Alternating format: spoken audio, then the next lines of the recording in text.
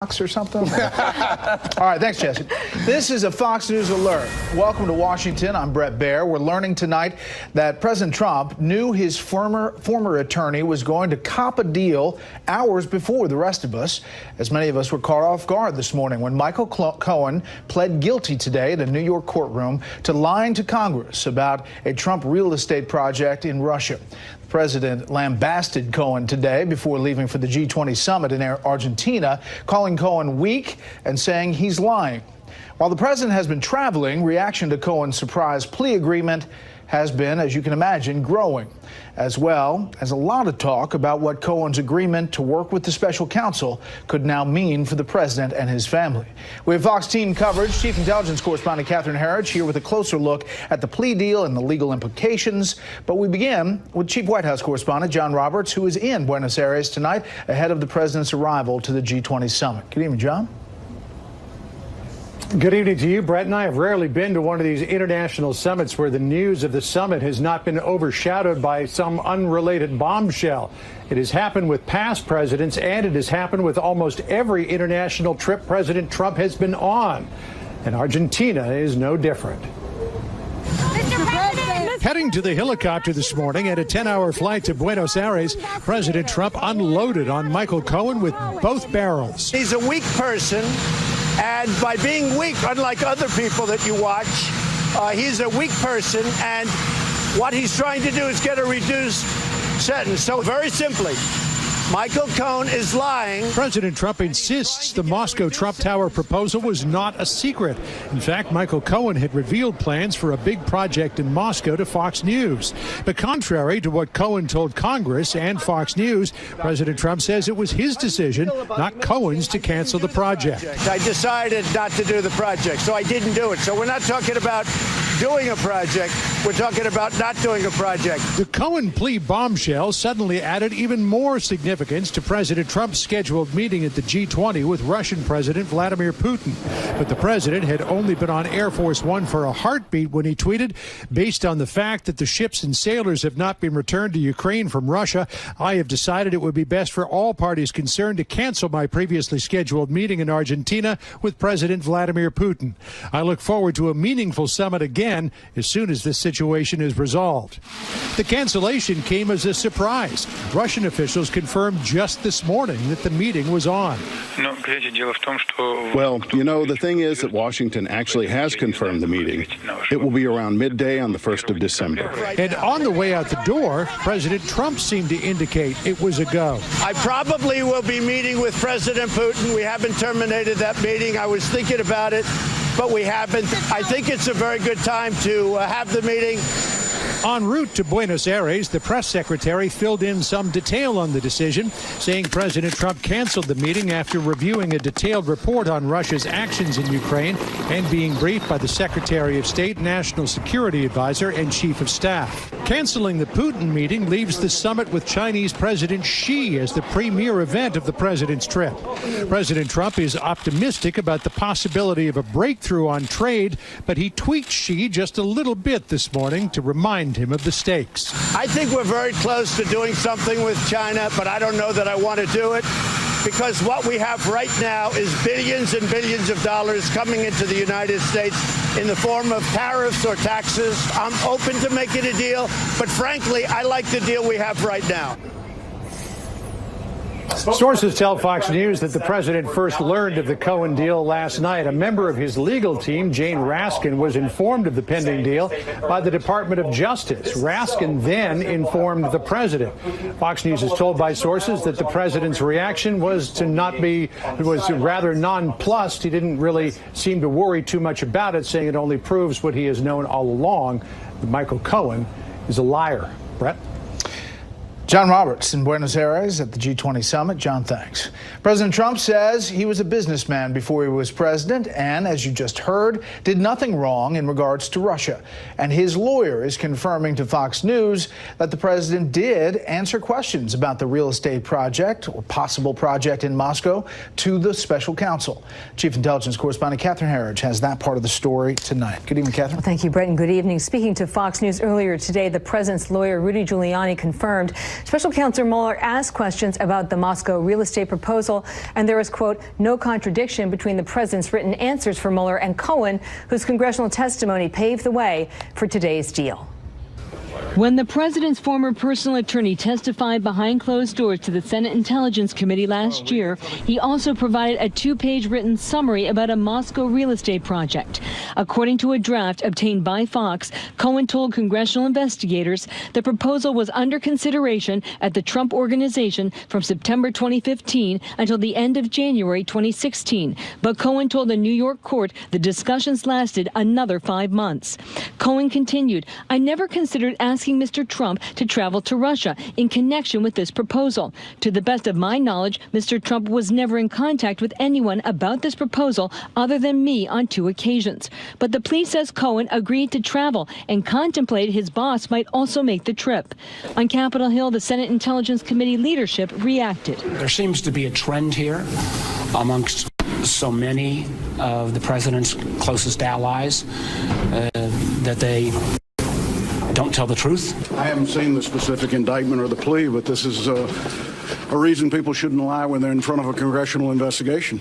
Felix Sater, a Russian-born business developer, told the Senate panel that he was the go-between on the Moscow project. In this November 2015 email, Sater boasts to Cohen about his ties to Russian President Vladimir Putin. Quote, Buddy, our boy can become president of the USA, and we can engineer it. I will get all of Putin's team to buy in on this. I will manage this process. There's no one on this planet that wants Donald elected more than I do. The Moscow real estate deal was never sealed. We were thinking about building a building. I guess we had in a form, it was an option. I don't know what you'd call it. I decided ultimately not to do it.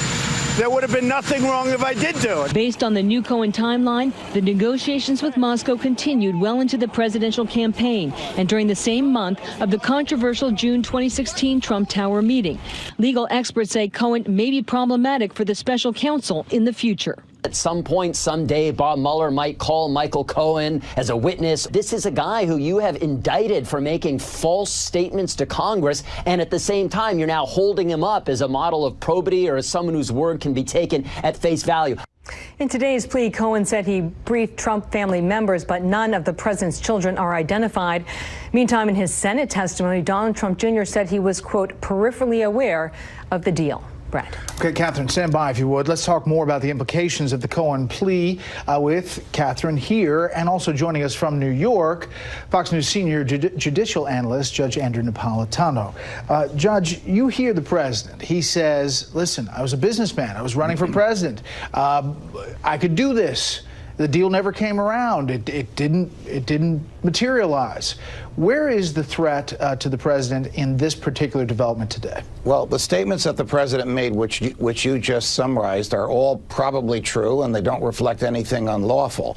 But the danger for him is whatever Michael Cohen told Bob Mueller's investigators in the 70 hours that they debriefed him sometime in the past 3 or 4 months. The last time Michael Cohen pleaded guilty, the prosecuting entity was the federal prosecutors here in New York in the same courthouse. Today, when he pleaded guilty, it was Bob Mueller's team, which came up from Washington, D.C. So we don't know what Michael Cohen gave Bob Mueller in return for reducing his exposure from many years in jail down to 6 months. That's the danger to the president. And we may never know it.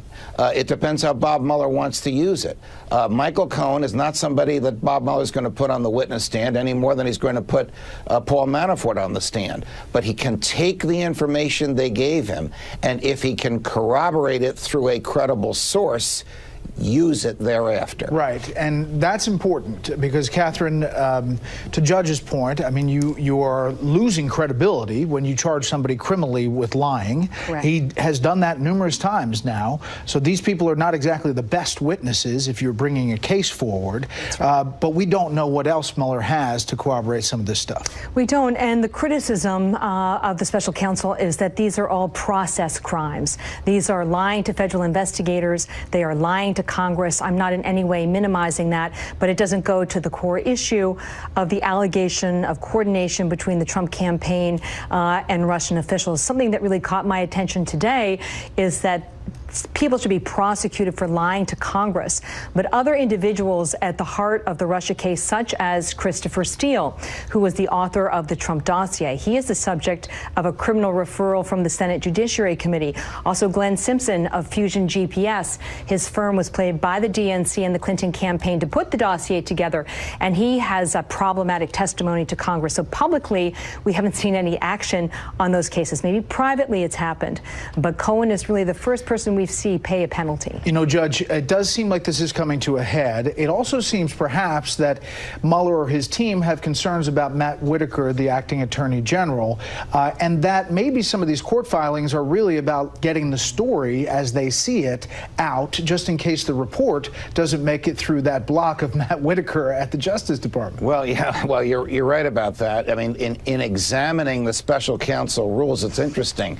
The special counsel doesn't need acting attorney general Whitaker's approval to do anything. He merely must inform acting attorney general Whitaker, Matt Whitaker, of whatever he's going to do, which we gather from the reporting of our colleague John Roberts happened last night at about the same time that the White House learned about this. But you're correct. A lot of things have happened since the midterm elections, and this has been a critical week. I don't think that we've seen the end of this. I described what happened in court this morning as, it's a trite phrase, but I think it's accurate here, the tip of the iceberg. Bob Mueller knows what the rest of that iceberg is. Michael Cohen knows what the rest of that iceberg is. Mueller will decide when, how, and under what circumstances, if at all, to let the rest of us know. Yeah, it does seem like everything went a little bit more fast forward, Catherine, after the president filed the answers to those questions, which you said included one about this real estate deal. That's right. I think that was one of the big revelations today, as the special counsel Mueller, among those questions,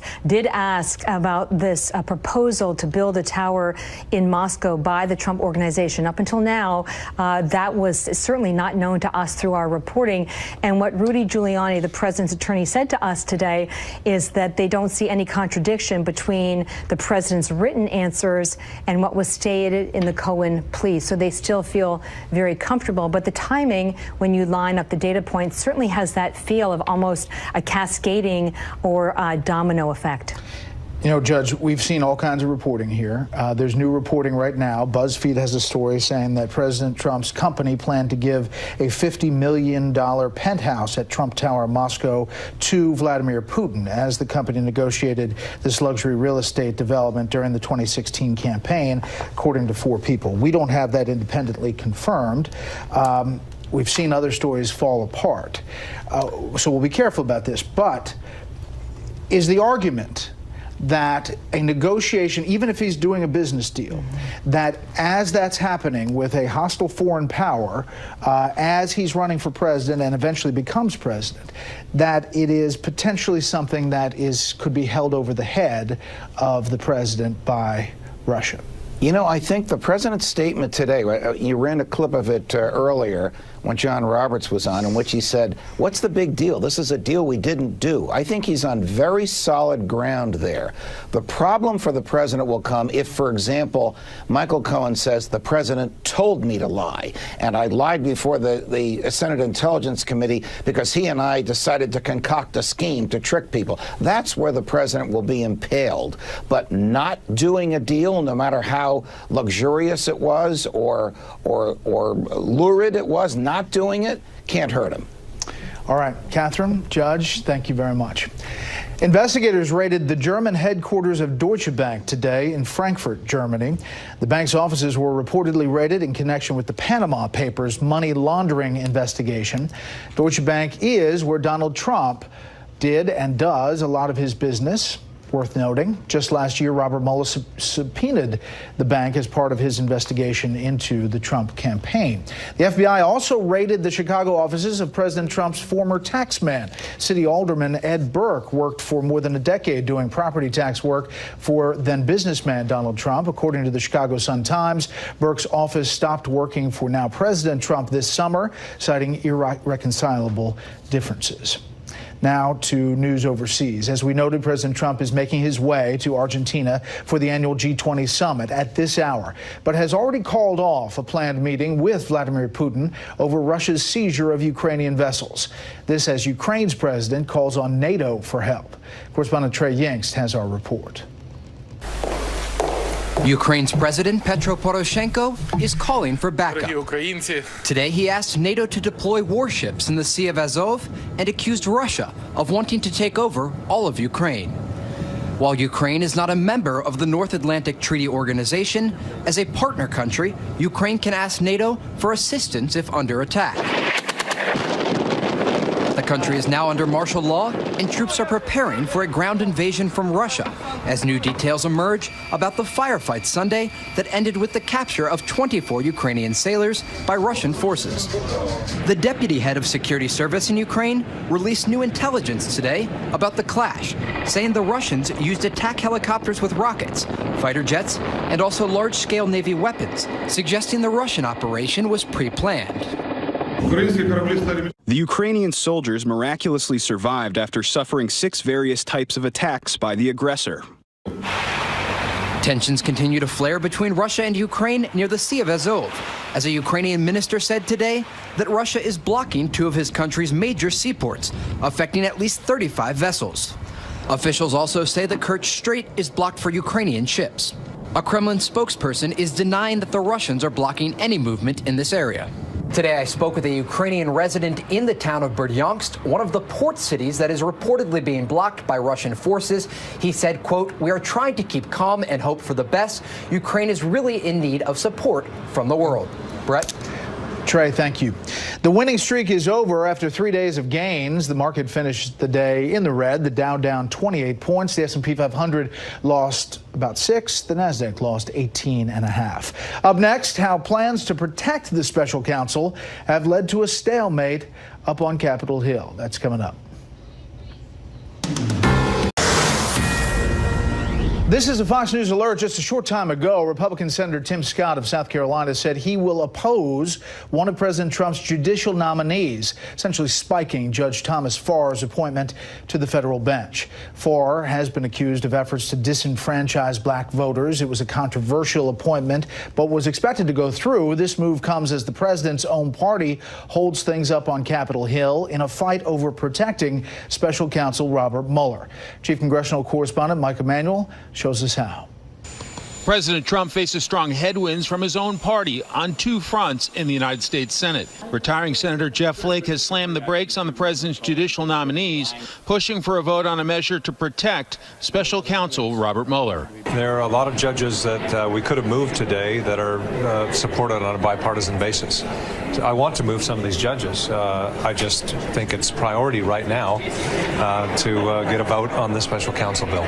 The Senate was expected to vote today on Trump judicial nominee Thomas Farr, but that was bumped to next week. All 49 Democrats are against him, and with Flake a no and other Republicans on the fence, Farr is on hold, lacking enough votes, and the Senate Democratic leader is piling on him. There is simply a preponderance of evidence that Mr. Farr was involved, often intimately, in decades of voter suppression in North Carolina. There's also intense frustration from senators that CIA Director Gina Haspel hasn't been sent to brief lawmakers about the brutal murder of Jamal Khashoggi. Instead, Secretary of State Mike Pompeo and Defense Secretary Jim Mattis addressed senators. It's outrageous that the Senate can be stonewalled from hearing from the CIA director.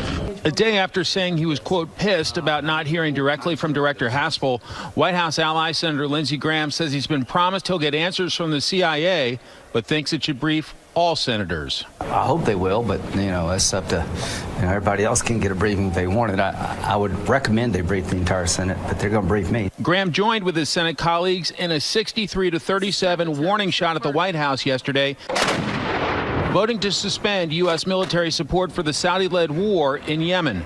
And many Republicans say they aren't willing to give the Saudis the benefit of the doubt. I don't trust any of them any countries in the Middle East, except for Israel. I trust the countries like I trust gas station sushi, and I think most Americans feel that way. The dilemma on this Thomas Farr nomination that just unfolded in the last few minutes is you have all 49 Democrats saying they are no. Jeff Flake says he's uncomfortable with the nomination. He's a no. And then you had Tim Scott becoming a 51st no. That's why you have Senate Democratic leader Chuck Schumer declaring victory tonight and praising Senator Scott for his courage. Brett? Mike Emanuel live on the Hill. Mike, thanks.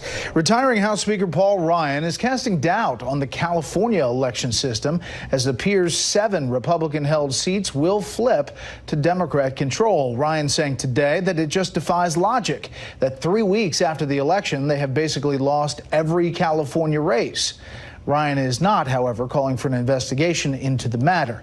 As it stands tonight, Democrats will have control of the House 234 to Republicans 199 in the new year. However, that's expected to go up by at least one. Democrats flipped 39 seats. It could be 40 if that California race is called. The average loss for a president's party is 33 seats. As we mentioned, 2 are still uncalled, 1 in California and 1 in New York. Speaking of California Democratic Party Chairman Eric Bauman is resigning following sexual misconduct allegations. Bauman announced his decision late this afternoon, just hours after Governor-elect Gavin Newsom called for him to step aside.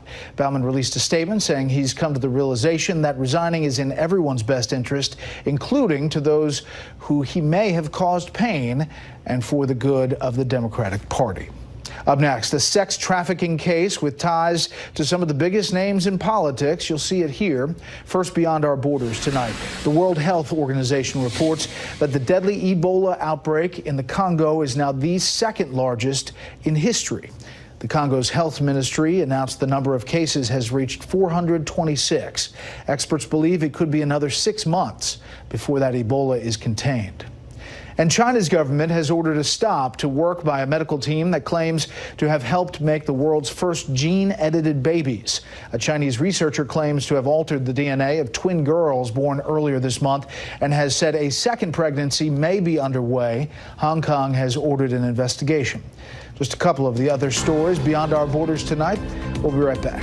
Jonathan Serra joins us live from our Atlanta bureau with the troubling statistics tonight. Good evening, Jonathan.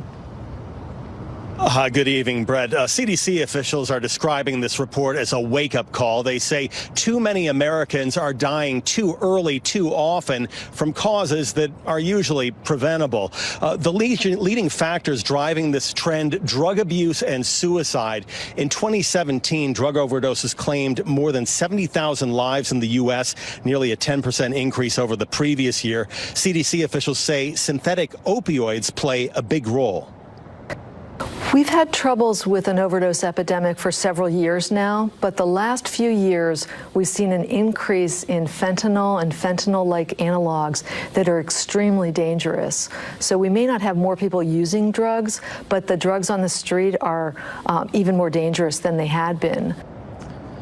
The suicide rate among working-age Americans increased 34% between the years 2000 and 2016. Many public health officials attribute the increase in overdoses and suicides to what they call an epidemic of despair. There are complex factors related to, economics and how people are feeling about their life and their future. And it's difficult to address some of these in the traditional medical setting.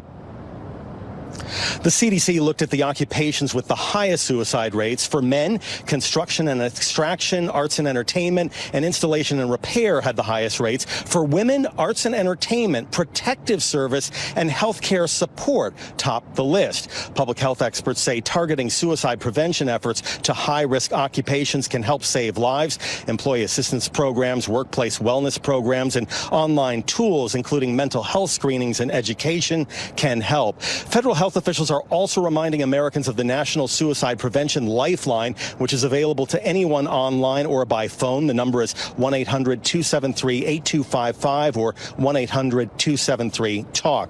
These services are important as ever in light of this new report coming from the CDC, which federal health officials are calling a call to action. Brett? Put that number on our website as well. Jonathan Serra in Atlanta. Jonathan, thanks. 42 migrants arrested during Sunday's protest that ended in tear gas at the border Tijuana will not be charged. That decision not to prosecute comes despite President Trump's vow that the U.S. will not tolerate lawlessness. Homeland Security Department did release a statement today on the protest saying that most of the 7,000 caravan members do not meet the requirements for claiming asylum and that those ineligible migrants are stretching the resources for those trying to enter the country illegally. Meantime, Border Patrol agents also confirmed they arrested an MS-13 gang member who they say entered the U.S. illegally and was among the caravan members intending to try to seek asylum in the U.S. One of President Trump's cabinet members is under fire for giving what many see as an easy out for an accused pedophile. The Miami Herald broke this story this week about Labor Secretary Alexander Acosta's previous legal decisions when he was U.S. attorney dealing with hedge fund manager Jeffrey Epstein, who stands accused of sex trafficking underage girls. But it's Epstein's ties to some big names that are also getting headlines, including former President Bill Clinton. Correspondent Jillian Turner with the story. Alexander Acosta is a rising star in the Trump administration. The Secretary of Labor and only Hispanic cabinet member oversees one of the nation's largest federal agencies. Acosta's name also once appeared on the White House shortlist to replace Attorney General Jeff Sessions, but with increased notoriety has come increased scrutiny. A new Miami Herald investigative report has unearthed court documents that shed light on Acosta's time as a federal prosecutor in Florida during the George W. Bush administration, and a highly unusual deal he struck at the time with one of the nation's most high-profile pedophiles. Jeffrey Epstein, multimillionaire Palm Beach hedge fund manager, was accused by Palm Beach police of using female recruiters to lure underage girls to his waterfront mansion for, quote, unlawful sexual activity. Epstein's also known for his circle of powerful friends. They include Bill Clinton, with whom he once shared 26 private jet trips, Prince Andrew of the British royal family, and even President Donald Trump, who called Epstein a terrific guy in a 2002 New York Magazine interview. He's a lot of fun to be with. It is even said that he likes beautiful women as much as I do, and many of them are on the younger side. Before Acosta shuttered the FBI's ongoing investigation and sealed the plea agreement, Epstein faced a life sentence, but he ended up only serving 13 months in state prison. Lawmakers tried to get to the bottom of the notorious deal during Acosta's confirmation hearings last year. A plea that guarantees that someone goes to jail, that guarantees that someone register generally, is a good thing. The Department of Labor tells Fox News the U.S. Attorney's Office for the Southern District of Florida has defended the actions in this case across 3 administrations. Acosta's allies insist these latest court revelations are political smears, but the controversy isn't over. A pending lawsuit claims Acosta's office violated federal law by failing to inform Epstein's victims of the plea deal. Bret? Jillian, thank you. President Trump's former fixer is turning on him, what it could mean for the Russia investigation, and where is Mueller headed next? The panel joins me next. With Advil liquid gels, you'll ask, what's stiff joints? I probably will be meeting with President Putin. We haven't terminated that meeting. I was thinking about it, but we haven't. They'd like to have it. I think it's a very good time to have the meeting. I'm getting a full report on the plane as to what happened with respect to that, and that will determine what I'm going to be doing. Well, President Trump did get that full report on Air Force One, and a few moments later, when he was on the plane, he tweeted out, based on the fact that the ships and sailors have not been returned to Ukraine from Russia, I've decided it would be best for all parties concerned to cancel my previously scheduled meeting in Argentina with President Vladimir Putin. I look forward to a meaningful summit again as soon as this situation is resolved. Back with the panel quickly. Susan, thoughts on this? Skeptical, maybe, about the stated reason. Perhaps it was related to the awkwardness that might have ensued if he had met with President Putin in the immediate aftermath of this plea bargain. Ukraine, though, is a situation, and they're making a firm stance on the situation with that. Yeah, for people who believe in the Russia conspiracy theory, I guess they would think that this was tied to that. For people who watched what Trump has done with Russia for the last 2 years, this is perfectly in keeping with it, and it's a really appropriate reaction. It's not an overreaction, but it's letting them know we take this seriously. They need to step up. Europe obviously needs to respond to what's happened in the region, and we are doing a good job of supporting them. The biggest Today's meeting, though, could be the one with President Xi of China. And what comes out of those negotiations, Ari? This is consequential, and it's going to last a long time, the implications of this trade war we're in with China, and whether or not President Trump is the one who can get China to stop stealing, to behave the way a nation should behave in international order, particularly when it comes to trade, intellectual property, and how deep they reach into Americans' pockets when Americans want to do business in China. Everybody knows that's the price. They steal from you, and you put up with it. They're a rogue nation when it comes to playing by the rules. If Donald Trump's trade war, doing things that I was taught you just don't do, enacting tariffs, turns out to back China down and get them to behave, this is a monumental consequence. You know, Susan, he said going to the plane, you know, maybe I like it the way it is. You know, yesterday, Larry Kudlow said, there's a chance we're going to do a deal. The market shot up. He says, well, maybe I like the tariffs the way they are. The market shots down.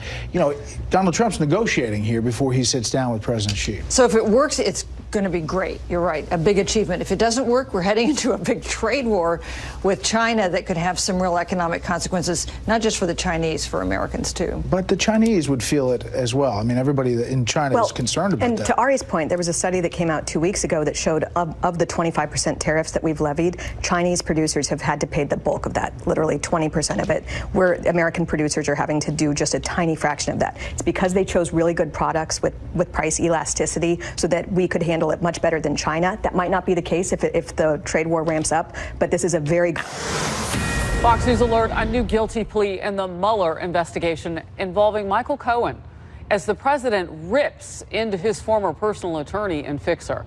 You're watching Outnumbered. I'm Harris Faulkner. Here today, Melissa Francis, Fox News contributor Lisa Booth, host of Kennedy on Fox Business, Kennedy herself, and in the center seat, for the first time, Democrat strategist and former senior advisor to Hillary Clinton in South Carolina, Antoine Seawright. Great to have you on the noon program. I feel really good. In the South, we don't say lucky, so I feel really blessed. I'm one blessed guy. I love it. I love it. Well, Is the seat comfortable? It's very comfortable. You're good.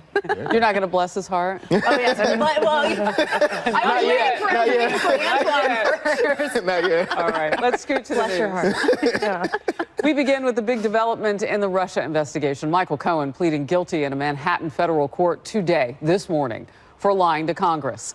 The former personal attorney to the president admitted he made false statements to lawmakers about a plan to build a Trump Tower in Moscow. Cohen's plea, his second in the past 4 months, comes as part of a new deal with special counsel Robert Mueller in the probe of Russian interference in the 2016 presidential election. The top Democrat on Senate Intel had this reaction to Cohen's guilty plea. There seems to be a trend here amongst so many of the president's closest allies that they don't tell the truth. It also is just one more reinforcing indication why the Mueller investigation has to be allowed to continue unimpeded. And this happened. President Trump ripped into his former attorney and confidant just before leaving the White House for the G20 in Argentina. Watch it. He's a weak person, and what he's trying to do is get a reduced sentence. So he's lying about a project that everybody knew about. I mean, we were very open with it. So he's lying very simply to get a reduced sentence. There is a lot to scoop up in just the last half hour. Let's go to Chief Intelligence Correspondent Catherine Herridge in Washington. Catherine? Thanks, Harris. Earlier today, we obtained this draft prepared by Cohen's attorneys for Congress in 2017 about the Moscow project. This is at the heart of today's court action, where Cohen said he lied to congressional investigators about the Moscow proposal. As Cohen left a New York court earlier today, he did not stop to take reporters' questions. In the draft for Congress, Cohen said negotiations over the Moscow project ended in January of 2016, but he told the New York court today it was in fact June of 2016. In the draft, Cohen said discussion of attempted travel to Moscow was limited, that he never discussed it with then candidate Trump, but he told the New York court today the discussions were in fact more extensive. A short time ago on Capitol Hill, the chairman and again the ranking Democrat of the Senate Intelligence Committee, who got this testimony from Cohen in the first place, reacted. I'm not going to comment upon the commentary that this individual made before our committee. We've kept that confidential, but obviously Mr. Cohen was one of the witnesses that we've always wanted to come back, and that need goes up. I haven't seen the specific indictment or the plea, but this is a reason people shouldn't lie when they're in front of a congressional investigation. In court, Cohen said that he made the statement to Congress to keep up with political messaging and out of loyalty to then candidate Trump. A source close to the Trump legal team questioned how the change in the timing or the breadth of discussions about possible travel to Moscow are material to a crime of collusion with Russia, emphasizing that this deal never came through. That was also a point that the president picked up a short time ago. Even if he was right, it doesn't matter, because I was allowed to do whatever I wanted during the campaign. I was running my business, a lot of different things during the campaign. So very simply, Michael Cohen is lying, and he's trying to get a reduced sentence for things that have nothing to do with me. What we don't know is the specifics of the detail that Cohen has now provided to the special counsel about this real estate project, as well as the extent of the discussions he had with then candidate Trump. So there's still a lot of unknowns, but at least we can see what the basis was for the lying to federal investigators or to Congress with Cohen earlier today. Catherine, thank you very much. You're welcome. Let's bring it out to the couch. Antoine, where do you put all of this in what we know? A lot of people say, oh, it feels like things are kind of wrapping up. What do you think? Well, I think it's premature for anyone to speculate where this is going, the direction or the speed. But what I do know is that the president once again did what we know he always does, and that's lied about any association he may have had or have with Russia. So I would couch this as another page in the catalog of lies by the president. It's very unfortunate for, I think, his camp that his personal attorney, his most trusted legal advisor, is now going down in flames. And, you know, I'm from South Carolina, and we like to say there's no interest like self-interest. So I just have to believe that Cohen is going to do everything he can to protect himself through all this, and that means tell the truth. So you believe Michael Cohen, who has lied about other things, talking about the president and being a witness? Because I just want an answer to that first, and then we'll move on. Yeah, why would he have to lie at this point? I mean, look, Okay, so there are different points that you believe somebody who has a history of lying. No, I never doubted any of what he knew and did not know. What I'm saying is, at this point, he is pretty much on his way, could be on his way to jail. So he has no reason to lie. He has no reason to not do anything but cooperate and tell the truth and tell what he knows. Where do you get from this that the president lied, though? Let me push back on the first thing that you said, because we're saying that Cohen was mistaken or misreported or lied about the dates when he had these conversations when they were doing the deal and about who may or may not travel. That's him lying. How do you get from that during the the course of the lied? campaign, what we heard from Donald Trump was that he had no interest in Russia, he had no business interests, etc. We heard that many times along the campaign trail, and now here we know that they were trying to do some business deals in Moscow, whether it went through or not. There was an attempt, and that's why you heard. This was already known, though. But no, we did not know this. But here's what we do know: we know that Democrats have beat the drum for a very long time about tax returns. And so this is why we have to dig a little further and find these things out, because what we don't know. Sure. Well, Michael Cohen has every reason to lie because he's trying to strike a plea deal to save himself, and he's not a credible witness because he just admitted that he has already lied. Further, my understanding is that President Trump, or at least what we know that he's responded in the questions to Mueller, have been true, at least in what he has said previously publicly. Also, I think it's always, that's at least what we know of now, or at least what's been reported. I also think that it is important for people to give pause when we get new information about Russia. We've seen so many things be incorrect. One of the things is actually a narrative being run now about one of the things President Trump responded to regarding questions over the Ukraine platform change to the GOP. Byron York has a great write-up about this, of actually the platform was strengthened regarding Ukraine, and mentioned in there is one that we're going to respond to Russia the same way we did with the Soviet Union. Also talking about armed assistance to Ukraine. And guess what President Trump did as president? He actually reversed President Obama's policy of not providing lethal aid to Ukraine, and he provided that lethal aid to Ukraine. So President Trump's actually been stronger on Russia than President Obama ever was. Let's think about this from a very logical logical standpoint, take is exactly what I just laid out. Let's Logic. take the partisan politics out of it. Do you think those someone are facts, Antoine? Facts are not who partisan. could be on his way to jail is going to continue to lie at this point? Like, let's just think about that. 100%. He's trying. Maybe I'm on Pluto somewhere. Well, no, maybe sometimes I am. We'll come back to planet Earth. Here's why you would lie, because you have other witnesses and those who have been targets and subjects within this investigation who have said, you know, Mueller's team is putting a certain squeeze on us to say things in a particular way for a particular outcome. And, you know, what they are implying is that they are kind of guided to lie or stretch the truth in a way that's more convenient to Mueller and the outcome that he wants. And that would be, you know, you would assume to shorten one's prison sentence. That's what Paul Manafort supposedly did when he entered a plea deal with Robert Mueller. And Mueller's team is now saying, well, he went back on his word. He's been lying about stuff. And, you know, Manafort, through his representation, has been saying, no, he was instructed to lie and he wouldn't do that. So it's all very confusing. It seems that Mueller has some very specific systems in place to get what he wants out of these people who are slippery to begin with. I will certainly give you that. But that doesn't mean that you can all of a sudden connect these dots that magically lead to Russia affecting the outcome of the 2016 campaign.